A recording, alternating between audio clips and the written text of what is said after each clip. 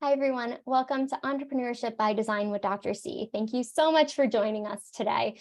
Today's guest is Tara. Tara created her blog, course, and online community, Losses Become Gains, after losing both of her parents to cancer within 6 months of each other, followed by her fur baby less than a year later. As an only child, it was an incredibly difficult time in her life. She felt lost, confused, isolated, deeply hurt, and grieving. It almost was impossible to see how she could come out of this deep despair and do life without them. But after a lot of time, healing, and self-development, losses became gains came to fruition. Her mission is to help fellow grievers and those who have been through loss that are struggling to find gains from their losses. This means a more beautiful, peaceful, meaningful, and fulfilling life after loss. And thank you so much for being here today, Tara. It's such a pleasure to have you. Thank you so much for having me. I appreciate it. Absolutely. And I would love for you to dive into your journey, how you got here today, and then we can go a little bit deeper. Yeah, sure. So really my journey with loss, up until about 2019, I really hadn't experienced a lot of very deep loss. I lost my grandmother around the age of 10. I lost a cousin in a really tragic car accident. I lost my grandfather, who I had a complicated relationship with. But I think because I was so young when some of these things happened, I didn't totally understand grief at the time, and I just processed it very differently. And I guess I grieved in my own, younger self way. But really, my journey began in 2019. So my mom had suffered from with GERD for really years. I mean, she had had digestive problems for a long time during her life. And it just kind of started to get progressively worse, but she was not really a fan of Western medicine. So she, was kind of trying to cope with that in other ways. And eventually just kind of got to a point where it really started to affect the way that she was able to eat and keep food down. And I'll leave it at that. But eventually it got to the point, there was really like two very pivotal traumatizing moments in my life that I can think of. One was at a restaurant with her, and she just could not keep food down and was sort of choking on it. And it's just those moments where I was like, okay, this is really serious. And then this really culminated in a day where I was actually going to a dinner with my then boyfriend, now husband, and my dad called me. And he was like, Mom just came into the living room. She can't breathe. We're going to the ER. Just want to let you know. And not that casually, but Yeah. And so I'm at this restaurant and I am crying in this lobby. I'm like, how am I supposed to just go to this dinner and be okay now? But from then on, that I just remember that night so vividly, and it really just shifted and took a really serious turn from there. So I can't even quite remember how long after that she was diagnosed with esophageal cancer, but that was the next step. It was around May or June. She was diagnosed. And so she had esophageal cancer and a 10-inch tumor. And mind you, she was only 5 feet tall. So for her little frame, that was, very scary. And that was growing into her airway. So she, we did treatment, she did chemo, she did, a lot of other things. And ultimately nothing really worked. It was just one of those things it was caught too late. So from diagnosis to passing, she passed December 9th of 2019. Throughout that process, she also had to go through a tracheotomy as well. And it was very last minute. And that was also another very traumatizing part of this process, is that was decided very last minute. They were supposed to just put in another stent in her airway to help her breathing, but they were just this is getting so bad that we have to take more drastic action. And I never heard her speak after that. And we had hoped for so long that she would be able to talk again, and that it would get better. And it never did. So, it's so many women out there, your mom is your best friend, and it's I realize how fortunate I am, though, to have had that relationship with my mom, to even be able to say that. And so I always acknowledge that a lot in the work that I do, but it was profoundly difficult, obviously losing her and just watching that whole decline. I mean, it it's so funny, depending on who I ask, some people are like, oh, that was pretty quick, or, oh gosh, that probably felt forever. So I think it's all in the eye of the beholder. And, it's just one of those things that, the day she died, it was like 3:27 a.m. I think it was. And I was there with her alone in the ICU, and I was there with her when she passed. And, I almost, I can't even tell you what I was thinking at the time. I think I was so numb and in shock, and, world just crashing around me. Right. And, so from there, and just to give a little more context, my father actually during this entire time had prostate cancer as well. So he was diagnosed probably like 5 or 6 years prior to my mom having this whole diagnosis and passing. So he had journeyed through it quite a while, and he definitely had a very up and down journey with it as well, as far as treatment, having his good months, his bad months, his good years, his bad years. He kept working. He was a fabulous criminal defense attorney. And I don't know how he did it. I truly don't. Like, looking back, both of my parents were just incredibly resilient. So I learn a lot from them, and I credit both of them a lot with so much of myself. But, after my mom died, he was not the same, to say the least. Not that any of us really were, but, I could just tell. I mean, they had been married, I think, over 35 years at that point, and he just did not know how to do life without her. I think he was very scared to have like just me. I think he was just like lost without her. He's just like, even though I was grown at this point, I was like 27, 28, but he just felt very, very alone. I came to find out later that as his prostate cancer metastasized into his back and into his brain, there was one night where, very long story short, within the 6 months after my mom died, I had to call the ambulance for him a couple of times. And the second time that happened, that very night, I had just gone through a breakup like 2 hours before. So I went from our apartment that I shared with that individual, who's now my husband. Very long story, Mary. I was like, wait a minute, hold on. Now we're gonna have to backtrack. I know this is a lot. It was it was a horrible few months, let me just tell you. See, losses, right? Yeah. So anyway, so that evening, breakup happened. But it's a blessing, because I go to my dad's condo, which we actually live in now. And I found him just like very dehydrated, almost catatonic. And I was like, oh, looking back now, I'm like, oh my God, if I had not come over on this particular night, I mean, I'm not saying he would have died that night, but I just, I'm so thankful that somehow, and by some weird, twist of fate, I ended up there and could get him the help that he really needed, because he declined very quickly.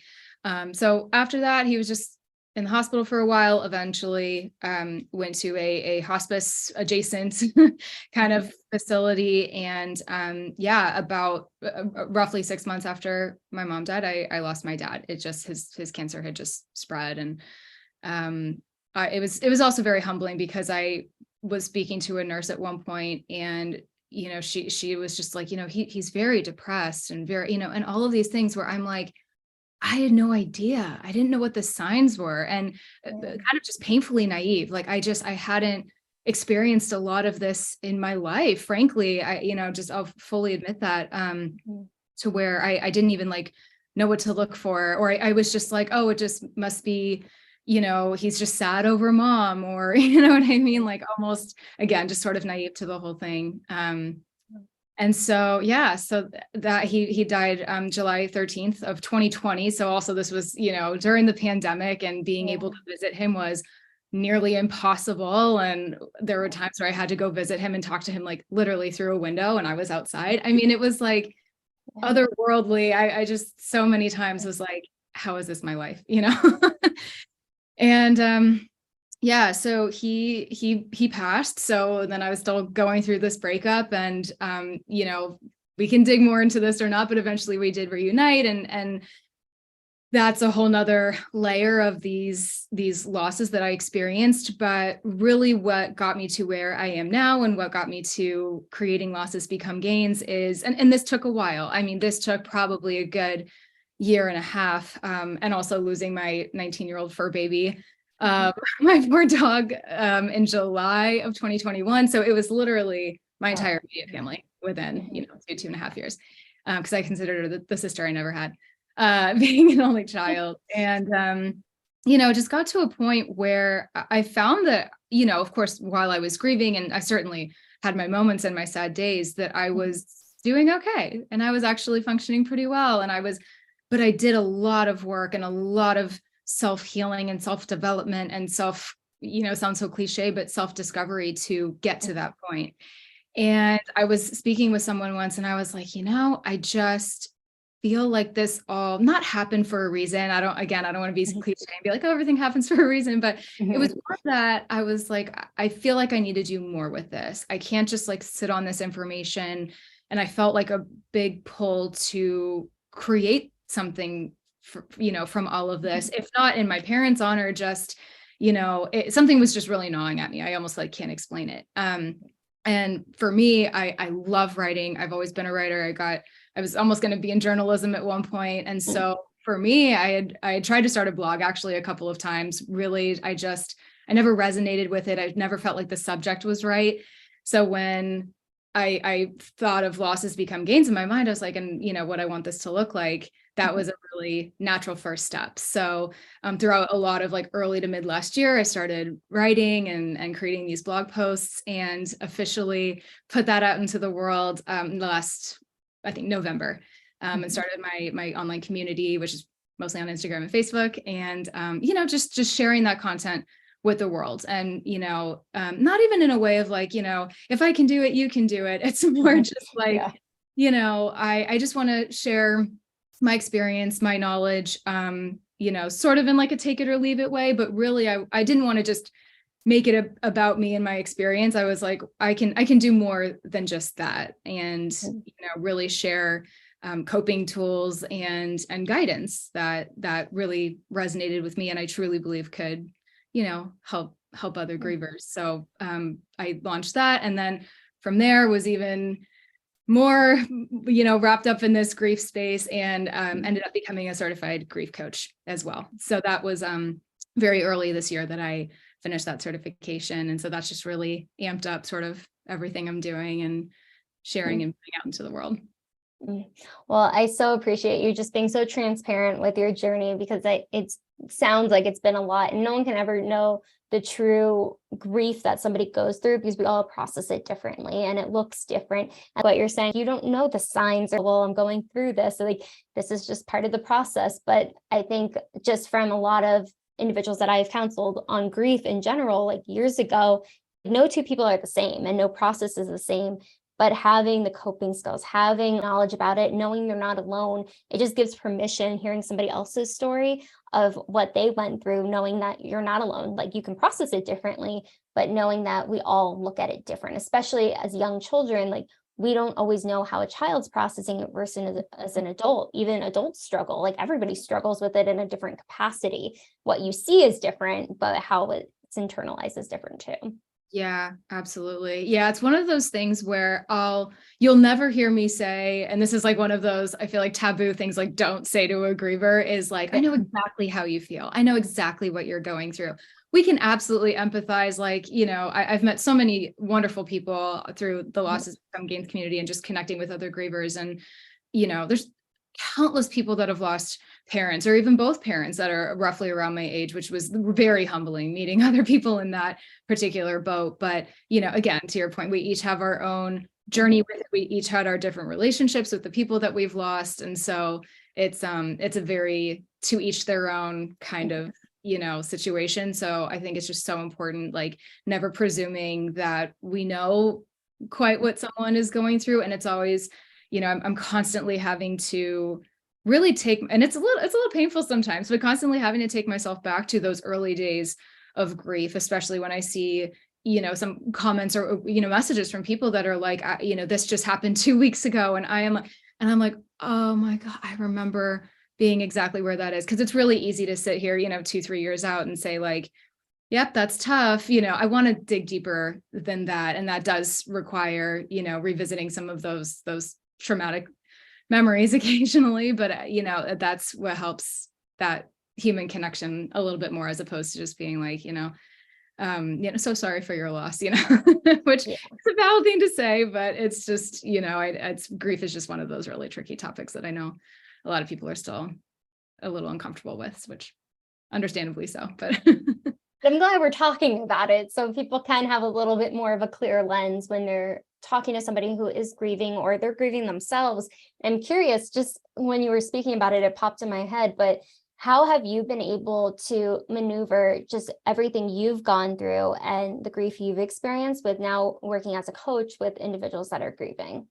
yeah, I think it's just so much of it comes down to just honoring what is in front of you right now and not comparing journeys. Or, one of those biggest misconceptions is people feeling like, I'm not doing it right, or I'm not grieving fast enough. And so many layers of society contribute to that, right? From having to go back to work. I just recently posted a blog post about this and how difficult that is to, at least in the US, we might get like 5 or 7 days, right, off for bereavement. And we're like, that is not nearly enough. Try 5 to 7 years or Yeah, exactly.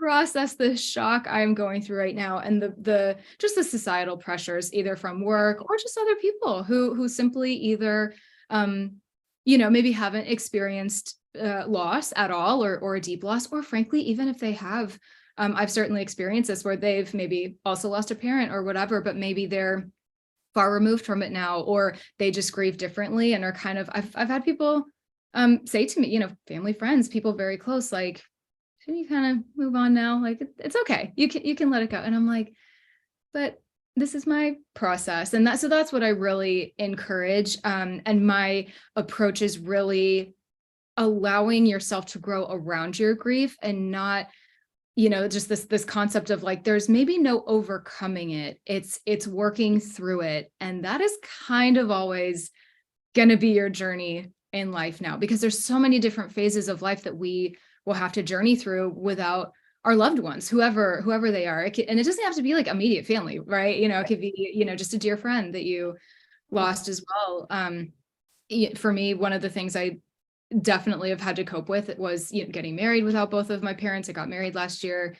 They'll never, God willing, if we have kids, they won't meet my children. And that is, they're all things that, even though my losses technically happened, 2 to 3 years ago, those are always kind of like these new little acute losses, I guess, that you just are constantly having to work through. And that is a lifelong journey. But my approach, again, is just making people very comfortable with their grief, I guess, in a way, or just really making it a part of their everyday, and whatever that looks like for them. So whether it's, just one thing I love to suggest is a great, routine that you love, and, leaving room for spontaneity in there. But I guess I mean, more like, a great morning routine could be, one thing I do is I journal a little bit, and I write down 3 things I'm grateful for that day, or 3 things I'm looking forward to that day, or like a morning mantra or something like that, just to, start your day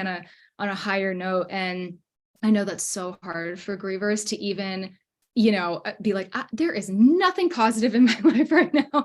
I am not grateful for one thing. Get out of here with this whole grief and positivity, toxic positivity, or you're spewing here, Tara. And I'm like, I get it. I know it's, especially in like that phase of acute grief, it's kind of the last thing you want to hear sometimes. But my thing is always just, it's a slow process. It's slowly working it in. That is not meant to happen overnight. It's just trying little things each and every day that just, to use Marie Kondo, the spark joy, and whatever that is for you, if it's like a little cup of tea in the morning, or like for me, it's my morning coffee, and, whatever it is that you can do maybe to wind down at night. I know sleeping is a big struggle for a lot of grievers, either not being able to sleep, or on the other hand, sleeping a lot. And I've experienced both. So, so many of the blog posts I write, and I have a course as well, which we could talk about, but I also address that in there, as well as, those are all things that you don't even maybe think of when you lose something or someone, but that can all be amidst those secondary losses that we have to journey through. So it's really just taking that individualized approach and just figuring out like what, just what works for each person. Yeah, no. And I was even thinking when you were saying too, when we first started, was about like moving around it, like being able to handle like what's going on. And the image that popped in my head, I don't know if you've seen it, maybe you have, but it's like a jar and it has like this ball, I think, in it or something. It's like, you know what I'm talking about? I feel like I might keep going. Okay. So it's like the jar gets a little bit bigger, so there's more space to put other things in it. And you're able to handle it in a different way, because I always say too, it's like the pain never goes away. You just learn how to navigate it. And that's what I thought of when you were talking about it too, of being able to move around what that grief is that you're experiencing, because everybody does experience it differently. But I love too the fact that you put in that routine aspect. I think that's so key of moving forward. You're not forgetting, but obviously you can speak way more to this because that is your expertise. But I think too, it's just understanding it's those normal things that we do every day that we might take for granted. And that's what I keep hearing as well. I'm curious because I know you said you had a course, and I know everybody's different. Everybody experiences grief differently, handles it differently, but I would love to know more about your course. Yeah. So the course, I mean, I love connecting with people one-on-one. Absolutely love it. But the course really like came to me after I finished my certification, and I was like, I want to be able to help more people. And I know some people, and frankly, because I was also kind of one of them, I did do therapy and I absolutely loved it. So not to knock therapy at all. This course can be like in conjunction with therapy, or if maybe therapy is not your thing, it's a great thing to try. It was really more like I wanted to just put something out into the world where people can do it on their own terms. And there's so many layers to this. One, I know how busy people are, and, especially like parents. I'm not a parent yet myself, but I can only imagine how difficult it can be to cope with everyday life, just trying to get a grasp on your own grief, but then also maybe, having a partner or potentially having children or work or any other distractions where, maybe it's hard to prioritize that grief work. And I just wanted to approach it in a way where I can serve something that is jam-packed with, guidance and coaching that you are, seeing in videos straight from me to you. It's just not in person at the moment. And also, has meditations in there, and it has this, toolkit that's over 100 pages of exercises and, guidance and inspiration and all the things that aligns with all of the modules. And it really is just intended to give grievers a way to, cope with their grief on their terms. And my biggest thing is I just want people to feel empowered. It's so hard to feel empowered when you've lost so much. And it's really about like taking your life back a little bit. And because I just see and hear from so many people, like, I feel so overwhelmed. I feel very lost and alone, and like nobody understands me. And all of those things are so valid. And so this course was really to try and help as many people with that as possible to, try and not, maybe solve all of those things, but to help resolve that. And again, it's that integration of grief into your life. And we, go over so many different facets of grief and what it is. And one of my favorite modules in the course is understanding what is going on in your brain as you're grieving too. It was not something I ever knew. I could not understand maybe why I couldn't like move past certain things, or, why when we are so deeply connected with a person, why it can sometimes take so long. And there's so many aspects, almost like scientifically, that, the brain has to go through to comprehend what has happened. And so it's so interesting understanding, the science behind that, I guess, for lack of a better term, to really be like, oh, so this is what's happening. Okay, this is why I need to give myself a chance. And this is why I need to give myself grace and time to, allow this process to happen and not feel rushed to, work through it. Because and that's another thing too, if people are just kind of, you always hear, just grief takes time. You just got to get used to it. And like, I hate saying that. I hate hearing it. It's like the last thing that grievers probably want to hear. But there is definitely an element of, Yeah, it does take time, but there's reasons for that. And that's what I kind of get into in that course. And, what is going on in the brain as it is learning how to do life again without, who or what we've lost. And that is definitely a journey. But again, it's more if people are kind of just biding their time and just hoping time alone is going to help. I mean, maybe a little bit, but it's all about the grief work and just taking those baby steps. And that's what I love about the course is people can do that, on their own time. And once they have the course, you have it for life. So like those little kind of follow-up griefs that we sometimes have to, cope with. So like we might have like our major loss, but then all of the little secondary losses after that are things that we kind of like re-grieve or something, or God forbid we suffer another loss. Like this is why this course is here. It's just to always be your sort of little, sidekick in your back pocket when you need a little extra, grief support. I love that. I think too, it's having that support, like you said, but it's also being able to revisit it because things do pop up, triggers happen where like major events in our life that person's not there or people aren't there, and understanding too, it's difficult and everybody views it differently, experiences it, or it hits a little harder or softer in certain areas. But I think to your point, I love that the course is it sounds like it's very self-paced of just what works best for them. So even though it's one course, it hits every target that is necessary in that process of grief. So I know everybody who is grieving can benefit from it in when they're ready to do the work. But what you said, I think is so important. It's like time can heal, yes, but if you're doing the work, it helps rebuild that. It's that muscle in the brain of just like those triggers that are happening. And it's really about understanding the concept of what you've went through, but how you can continue to move forward, even though you have this pain still there. It's not going to go away, but how you are able to navigate that and having the resources, having tools to help you through that journey, because it's going to hit different on month 1 versus maybe month 6 versus like 2 years from now and so forth. But like what you said, I don't think it's talked about enough of the major loss we have, but then the secondary losses.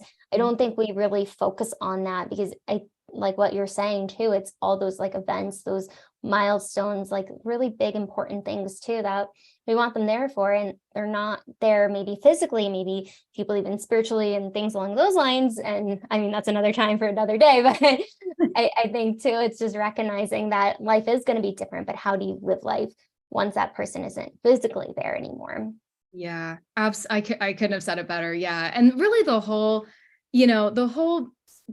point of the course, and I preach this all the time, is, I just want people to know and understand that they can go from just kind of feeling like they're just surviving, just barely. I get this comment so often. I feel like I'm just treading water. I feel like I'm barely getting by. I am so scared for the other shoe to drop or another loss. And I feel just like kind of unhinged and uneasy with the whole thing. And so this course really, so many people will be like, Tara, I know what grief is. I'm going through it right now. And I'm like, I promise you, there's so much more to it than that you can dig into. And again, just understand exactly what's going on better and understand the type of grief that you have. Cause I think there's like over 15 or something. And I get into all of that. And each one of those might need something a little different, or they might need to be treated a little bit differently.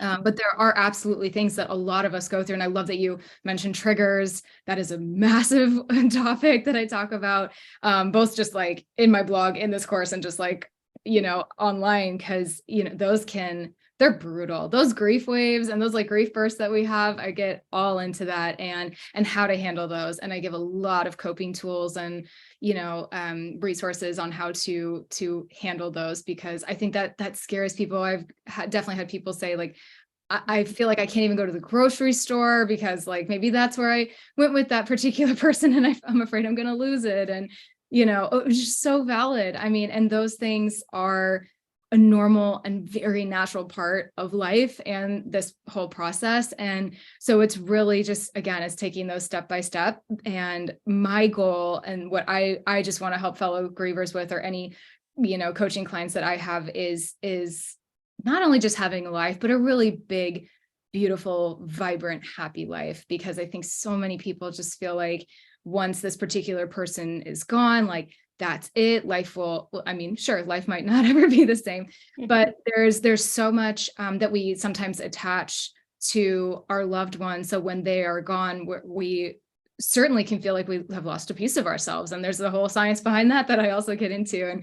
And you know, we feel like we're missing a limb, but you know, there's so much gratitude, and there's so many beautiful things that we can tap into when we open our minds to it. And that's all I want to get people to, is just that cusp of open-mindedness, because once you get there, you're like, it is life-changing. You're like, oh, okay, I can breathe again. I can rest a little easier.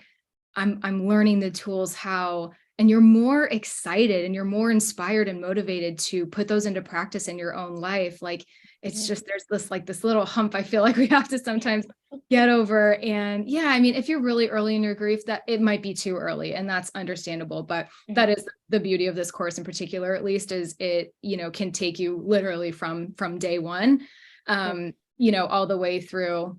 Well, there really is no end. There's, you know, because it's ever evolving, just like we are, and just like our grief is. So, yeah, it really takes you through a lot of different stages.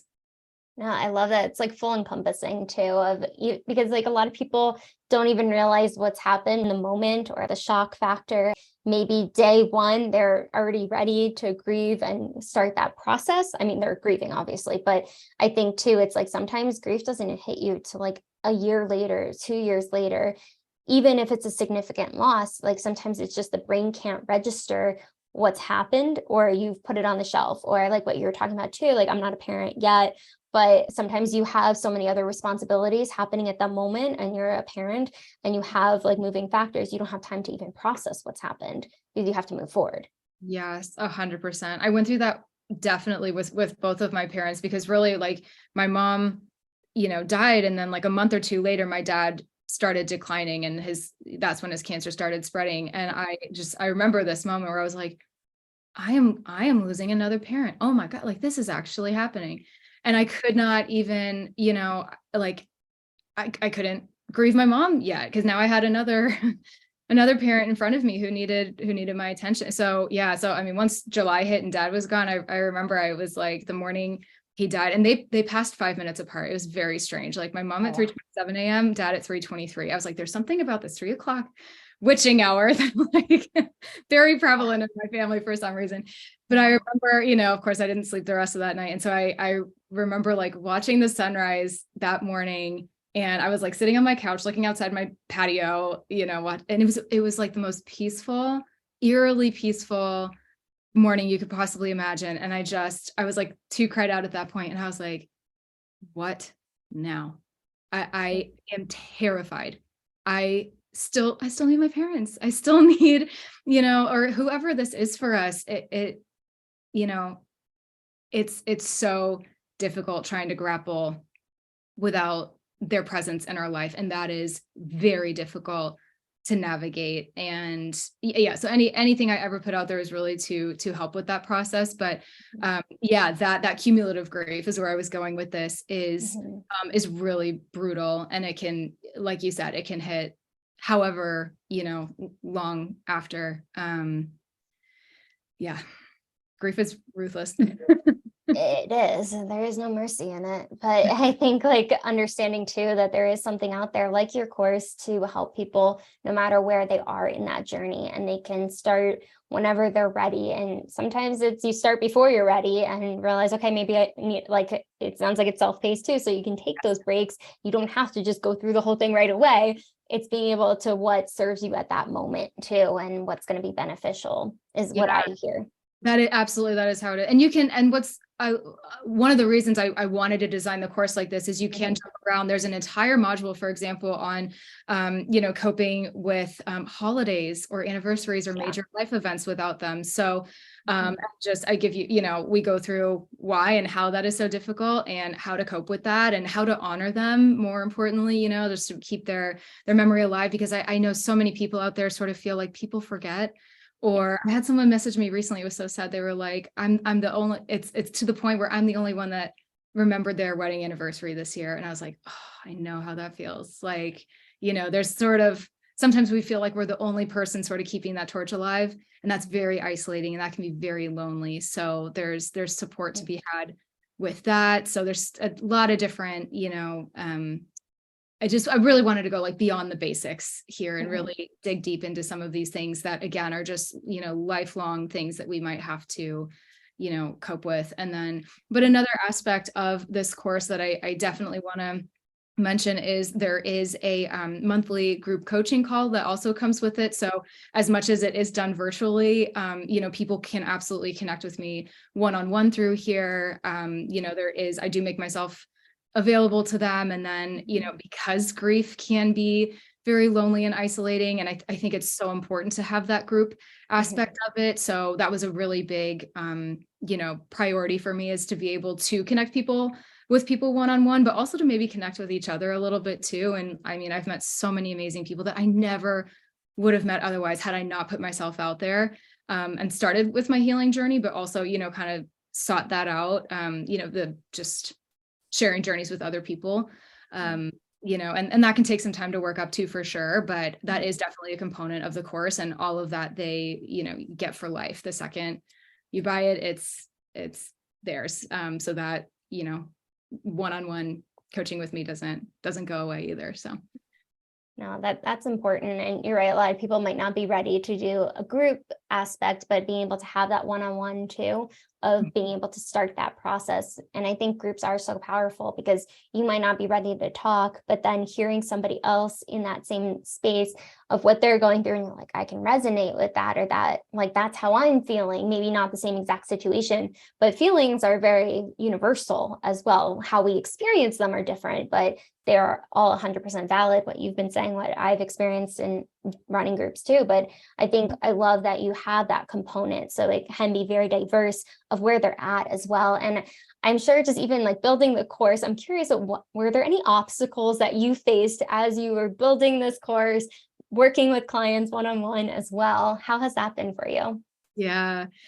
The course building. So I'm kind of like getting into coaching people one-on-one. So I'll speak for the course, at least for right now. Yeah.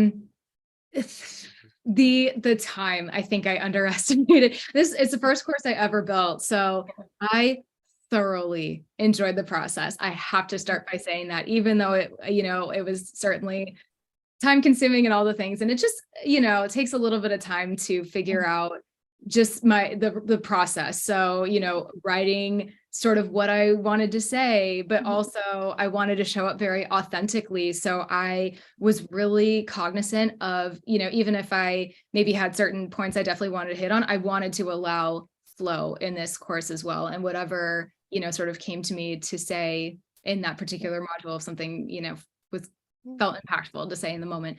And yeah, I mean, really just I wanted to just make sure I felt like I was hitting on everything grievers could possibly need, which is a lot. So I think that was, definitely the biggest obstacle, at least at first. I was like, where to even start? And how do I feel like I'm not leaving anything out? And I definitely, there was so much thought and, love that went into that. And I have no doubt people will feel that as well, that the bases are well covered. And just and then just the technical aspect of it too, really, just from like entrepreneurial side of things, figuring out all the recordings and getting it all set up on the platform that I host the course on, getting in a good groove of going to record now, my editing and just all the little like nitty gritty things. And also doing that while working full time. I also have a full-time job on top of all of this that I do. So, good old work-life balance. that was the biggest aspect, I think, for me, truthfully. This was always a huge priority. So there was never a weekend or evening that it was not being worked on, but it brought so much joy, truly, to like be able to do this. So despite any customer service I had to reach out to, because I'm like, hey, I'm not understanding how this is supposed to go or whatever it was worth every second. But just a lot of, as one of my old managers used to say, using the University of Google to figure out. Google is your And best friend. yes, it has become my very best friend. Yeah. No, I appreciate you saying that too, about like being able to create this course while working full time. How has that been? I know you said like nights and weekends you were working on the course, but how have you integrated working full time still while building your business? Yeah. It's been a process, and really more emotionally, because I am so deeply connected and just to my grief education and to grief advocacy. And that is really where my heart and my soul lies. I truly believe it is what I am meant to be doing. So it is, finding that push pull between still working my full-time job and very much enjoying that. It's really fun. I work in digital marketing. So truthfully, that has absolutely 1000% helped with everything that I do for Losses Become Gains as well. I am very fortunate that I happen to work in that industry, even though it's in a different industry. Technically, it has really, I almost don't know how some people do it without a little marketing background. It's just, for me, I mean, I literally have 2 planners. It's just, it's all those cliche things. It just comes down to time management, prioritizing, what needs to get done on any particular day, where I might feel like, oh, I really need to get those social posts done, or whatever it is. And just understanding like, no one's putting the pressure on me that I'm putting on myself, if that makes sense. Yes. So, and I do that all the time, and I am the overthinking queen. And so it's just a balance. Just want to do so many things. But I just have to breathe. One of my many coping tools, breathe and take a step back and know that it is a process. It's a journey. Destination is in the distance. I'm working towards it. The prioritization, being really realistic with what I can get done in a day, while also allowing time to go outside and get some fresh air and take my daily walk that I like live and die by, making sure I spend time with my husband. Like I could easily, and I admittedly am not always great. I mean, there are nights where I will be on my laptop almost until we go to bed. And I've really had to check myself many times and be like, no, you gotta like, there has to be a balance here. Everything here is equally important. It's a lot of self-awareness with a lot of those things too. It's really planning ahead for sure. I mean, I also have content calendars. I have blogs, even social posts and things I want to talk about plan months in advance usually. So those types of just tools that I've put together myself, nothing fancy at all really, have been a godsend just to keep me on the right path as far as, okay, this has to go out. Then if this is going out first, then you got to work on this and sales and all of the things. I definitely have realized the more I can plan ahead and batch tasks as well. So work on social at one point, work on email for an hour, work on a blog for an hour, and not jump around too much. That is another huge, not a revolutionary tip, but it's, it's important, because the jumping around definitely can affect productivity too. So those are phenomenal of your process of integrating everything, because it can become overwhelming if you let it. But I agree with the batching. Like if you're jumping around, like, oh, I need to do a post for here, but I need to film a video, but I need to do this. But then I got to get to work. And then I need to spend time with my husband. Like those factors really play such a big part. But I love that you're able to really focus in on that. And, it's a work in progress too. When business starts taking off more, you have to allocate more time to that area versus other things, because you have clients and you have work and you have relationships and just taking care of yourself too. Like I love that you get outside on a walk. I think that changes our whole dynamic. I just had a conversation recently about that. And because I'm a firm believer in that as well, my fiance will be like, it's time to like go and walk. Like you need a break, because he's an entrepreneur too. Like we have to like check each other sometimes. But I think it's such a beautiful thing when you're able to just get fresh air and your mind like feels so much better. It's a common tip, but it's like, it works. So underrated. Like, it's almost like some people can't hear it enough, but I swear, like It's so important. I get some of my best ideas, like between Yes. the shower and my walk. I am like, they're the two things I got to do every day. Right. Like, another thing I do, I listen to podcasts. I listen to things that really inspire me. And I didn't listen to podcasts as much when I was first grieving. I honestly didn't get into them until like the last couple of years, frankly, but I'm so glad I did. And you find the right people, right? Just like you. And and so that, and also, reading, it's so hard, especially like as an entrepreneur, or if you are juggling multiple projects, or you have to work and then you have your side hustle and whatever it is, to even fit in time to read. But I will say, like, definitely in my early days of grieving, especially, I found it really hard to focus on reading, very hard, because my brain was clearly occupied with other things I was going through. But I don't want to say like I forced myself to do it, but I did, but I was really strategic with what I read. And, Untamed by Glennon Doyle was probably the first book I read shortly after my dad passed, and I was still going through my breakup. And it's just finding those things that give you those aha moments. And just those little aha moments every once in a while, and along the way, it just gives you a little bit of hope, and you're like, oh, I can do this. Okay. There's little glimmers out there. And that's what I want to do with my course. That's what I want to show people, and, giving people the tools and the resources to do that. And, you might not have these, big magical come to Jesus moments every day, but just with those little things, whether or not you even realize they're happening, you do begin to feel a shift in your mindset. And again, it's just keeping your mind open when it can be very closed, just allowing that flow to come into your life a little bit. Yeah.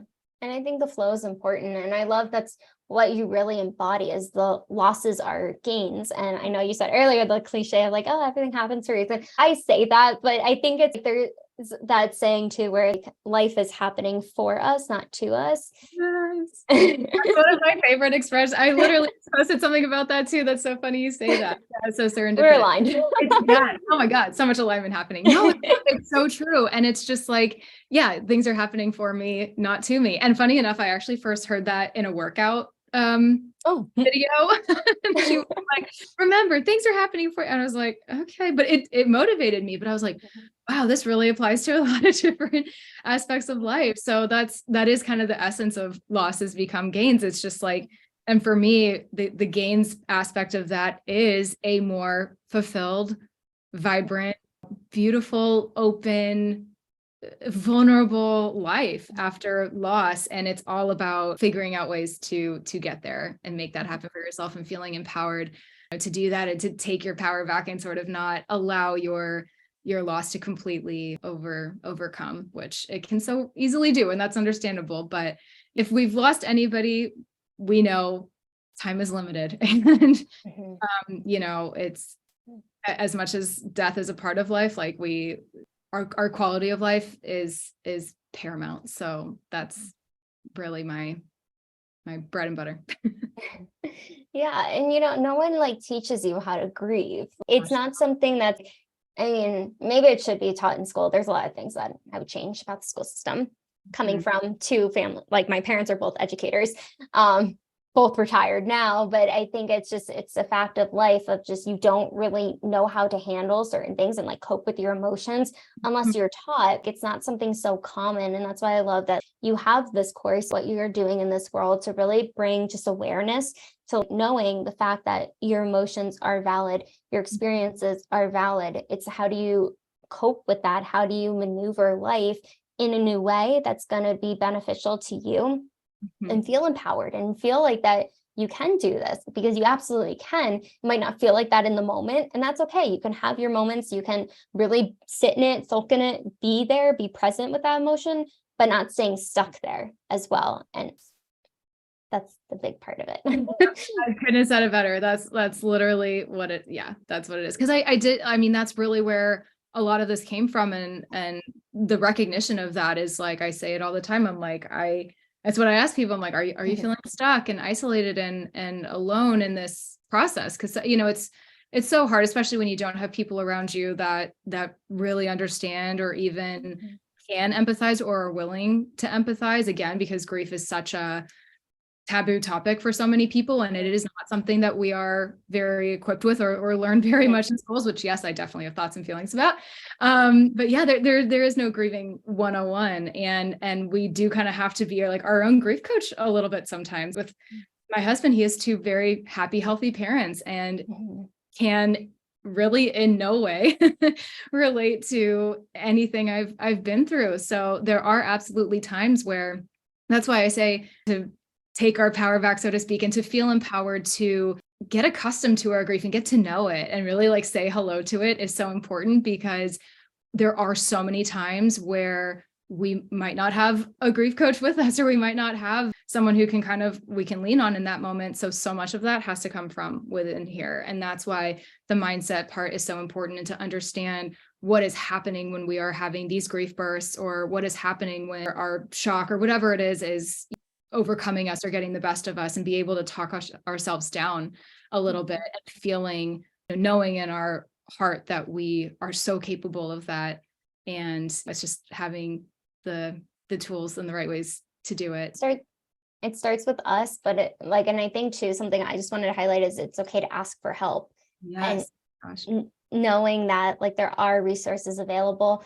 You can do it on your own through the course, but then you're not alone. You have a coaching call in addition to that, or one-to-one. But I think that's the biggest thing sometimes, when I just heard stories where people don't feel comfortable talking about it with their immediate family, or feel like, okay, well, it's time to move on, when they're not ready to move on. And that's okay. That's absolutely okay, just to preface. But knowing that it's okay to ask for help, it shows a vulnerability and a strength. Like Brene Brown says, it's not a weakness. But I've just heard so many stories, the act of going and getting help where it's necessary, and just knowing that you're not the only person that's going to be experiencing grief, but your journey is going to be unique to you, but you don't have to be alone in doing it.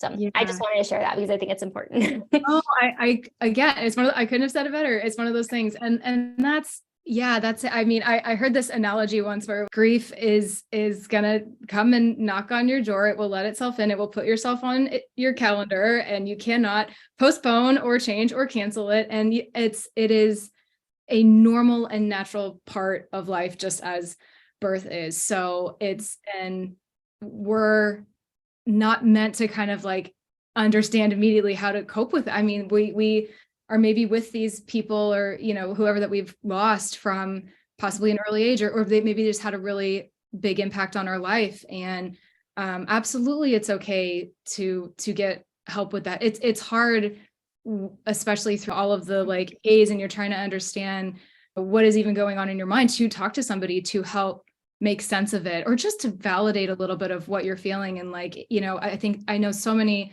people I talk to are scared that what they're feeling isn't normal, or it's like a little bit weird, or whatever it is. And it's not, it's probably not.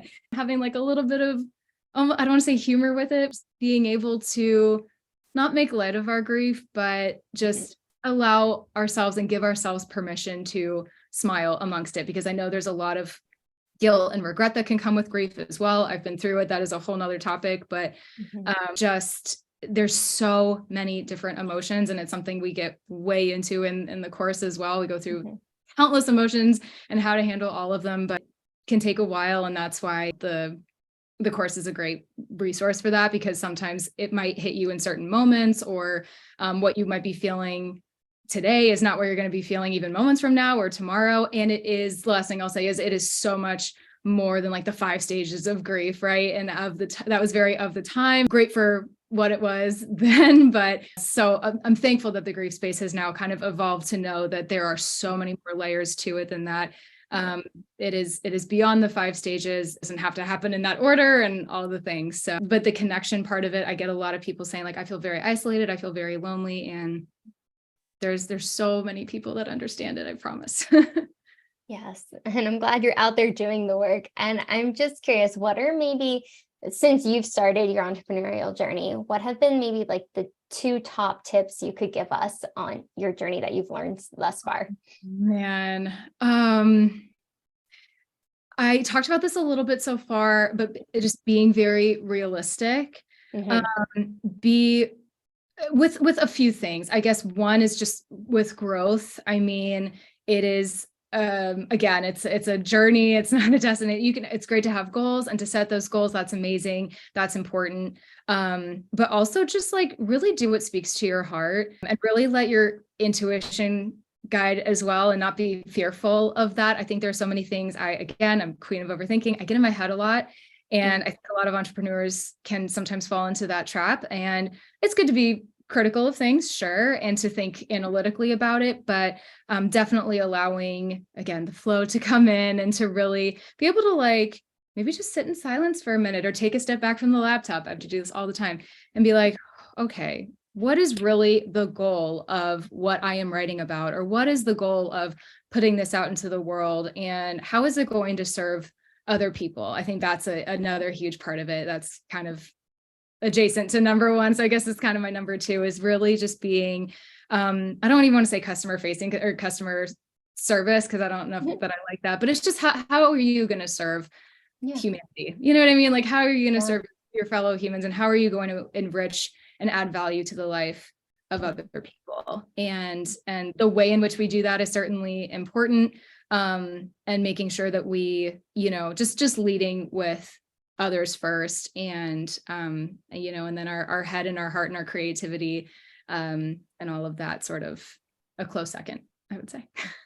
Those are really good. And I think those are important too, because a lot of times, just to speak to the first aspect of being realistic of the timeline, the energy, everything that is embodied in entrepreneurship, because we can have a goal in mind, but it might take us like double the amount of time. Like now I've learned to double that goal. I'm like, okay, I want to get this done in a month. Okay, it's going to be 2 months, because of just how many things you run into that you don't even know are going to unfold. But that's kind of similar to grief in a way. You don't know what's going to unfold until you start doing the work. And just like with entrepreneurship, I think it really is like, you don't know what's going to happen. You can set the goals, but there's left curves, and it's just like, you're like, what just happened? But it's part of that process. And that's where I think things do unfold, because they're happening for us. Like we might feel stuck in something. And like, this is what I'm getting from what you said too. It's like, we might be stuck somewhere, but it's being able to look at it, the clearer picture of, okay, this is what's going on. How can we move forward with this? All right, it's not happening the first day I opened up business. It's not accumulating so much. Wait, what's going on? Well, no, it might need a little bit more time. Yes, 100%. Yeah, yeah. Put so many nails on the head there. Yeah. I think just everything we've talked about too, I think it's just a really crucial topic that doesn't have a lot of limelight when it comes to grief, because it is taboo. It's messy. It's not everyone's favorite topic to talk about, or anyone's favorite topic. Yeah. Like we don't maybe want to live in our grief, you know what I mean? No. But to avoid it is not an option either. But that's why it's why I designed the course the way that I did. There are days where you might feel more griefy and more into it, and like, okay, let me check this out and see what's in here. And then there are other days where you're just like, I can't be bothered today, and that's fine, and no one's forcing you, but it's like having that there, or just course aside, just being able to allow the grief to flow as it needs to. Let the grief first come, let the triggers happen, because the more that they do happen, the more you will understand how to cope with them. And it hurts in the moment. It is so painful. Grief is not fun. It is not fun feeling sad all the time. It is not fun feeling lost and scared and all of the things, but it is possible to have a day-to-day life where it is integrated into it. And there are more brighter days than those days with that gray cloud hanging over your head. And so it's like, if that's the only inspiration I can impart today, then I'm happy. There was a lot of inspiration. And just even to your point of, it's feedback. When we have triggers of any kind, it's feedback. And like you said it so beautifully, of just when something's happening, you might not want that to happen again, but now you have that information and it's feedback of how you can move forward with it. And that's what I think everything you embody and what you've been putting out in the world with all your blogs, the writing, and now the course, and eventually with clients too, more clients, being able to help in that journey, because it is, the more we talk about things, the more we can really understand it versus avoid it, because that's probably the worst thing we can do if we allow it to continue to avoid. It's okay to avoid for a little bit, I think. But yeah, no, I was gonna say, I mean, the thing is, we cannot like mentally and physically live in our grief 24/7. It is, I mean, we'd be catatonic on the bed if we did. So yeah, it's all about finding that balance, which can be very hard to find, especially in the early days, and especially not even just in the early days. Maybe you just start having a really bad day sometimes and you're like, you don't even know which way is up, and that happens too. And it's just about it, embracing that and be like, okay, but it's all little bits of learning and growing and evolving. And that is like all what I'm about. And again, encouraging that it is possible, and looking at our grief that way, and not that you have to do it immediately, or like, especially if it's a newer loss, like that is very difficult to see. But just knowing, so many people are like, well, you're on the other side of it, and it's easy for you to say, and there's no other side really. I think it's more just like we're all at different levels of how our grief has been incorporated into our life. And that's really what it comes down to. Tara, before I let you go, where can people find you, find your course? We're going to link everything below, but if you could let us know too.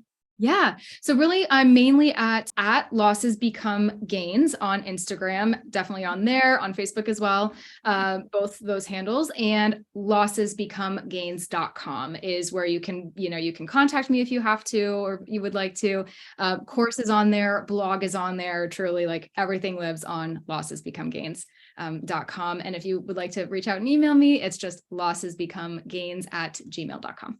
Well, thank you so much, Tara, for being so transparent and vulnerable with your journey, how you got here today. I know there's been a lot of ups and downs and so many losses, but so many gains too, because you get to help so many more people now that have been where you're at, and you continue to grow and help others move through it. But thank you so much for your energy, your time, and again, your vulnerability today. Thank you so much. I really appreciate it. Thank you so much for having me. Absolutely. Make sure to like, subscribe, comment below. What was the biggest takeaway from Tara today? I'm sure she would love to see that comment, and we will see you on the next episode.